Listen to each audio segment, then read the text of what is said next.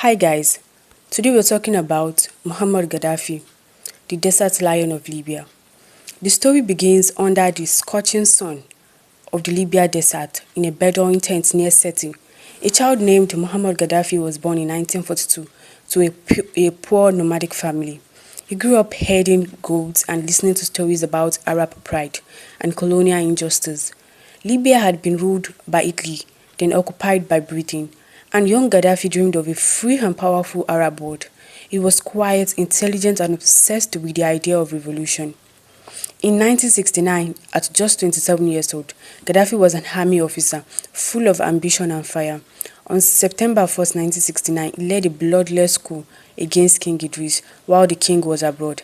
By morning, Libya woke up to the voice of the young colonel on radio, saying, "The corrupt monarchy has been overthrown. Power now belongs to the people." Crowds cheered. A new era had begun. Gaddafi promised freedom, Arab unity, and social justice.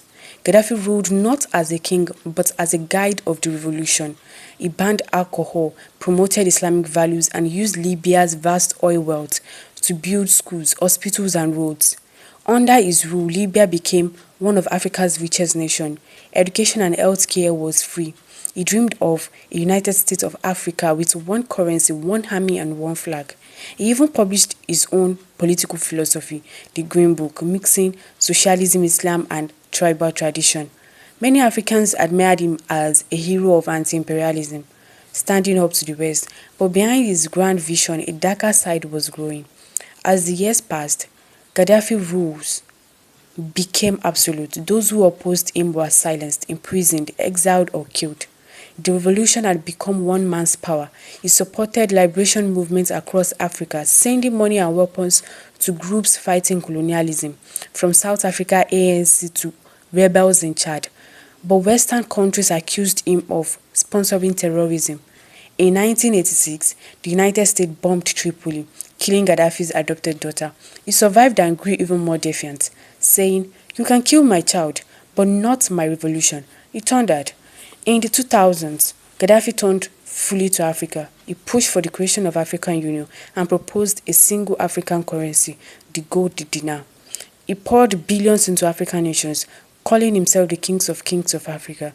For a moment, it seemed he might truly unite the continent, but his boldness frightened Western powers and angered some African leaders who saw him as overreaching. In 2011, inspired by the Arab Spring, protests erupted in Libya.